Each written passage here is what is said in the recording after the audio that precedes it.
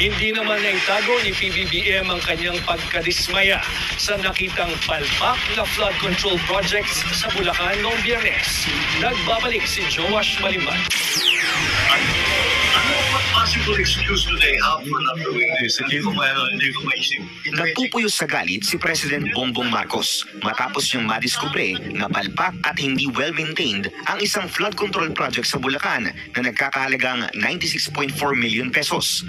Ang kontratistang may hawak ng proyekto ang St. Timothy Construction Corporation, isang kumpanyang una nang nalink sa mga diskaya ng Pasig City.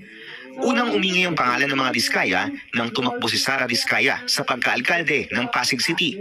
Hinamon niya ang incumbent mayor na si Vico Soto dahil sa mga umano'y paninira sa kanilang pangalan at kumpanyang St. Gerard Construction.